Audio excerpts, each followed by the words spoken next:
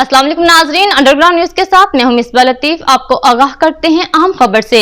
बरतानवी वजीर आजम Liz truss के मुस्तफी होने पर मेंबर बरतानवी parliament shadow justice minister Afzal Khan ने कहा है कि हुक्मरान कंजरवेटिव पार्टी आवाम के मसाइल और मुल्क की माशियत को बेहतर करने पर मुकम्मल तौर पर नाकाम हो चुकी है।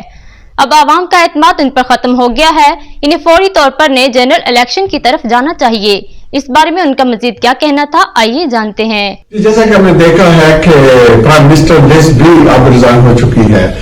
It's been a total mess है। बहुत सा इन्होंने डैमेज किया है मुल्क को भी और इकोनॉमी को भी।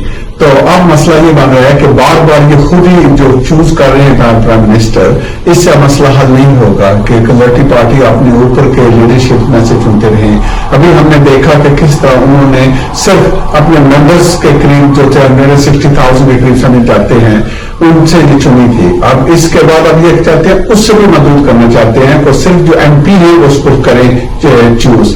तो मैं समझता हूँ ये पब्लिक का इंटरेस्ट नहीं है कि इस तरह जड़ते रहें, क्योंकि जो डैमेज इन्होंने किया है, जो उसका इम्पैक्ट जो है फैमिलीज पे है वो बहुत बुरी तरह आ रहा है और बहुत से लोग इस पे इफेक्ट को फील कर रहे हैं। तो मैं समझता हूँ बेस्ट अब जो हल है इसके लिए ये नहीं है कि ये अंदर ही ये खेल खेलते रहे, बल्कि अवाम के पास जाना चाहिए ताकि अवाम फैसला कर सके। क्योंकि ये जो पिछले 12 साल से इन्होंने year after year cuts public service में की है, जो ग्रोथ है पिछले 200 साल से सबसे कम रहा है इनके हुकूमत के अंदर।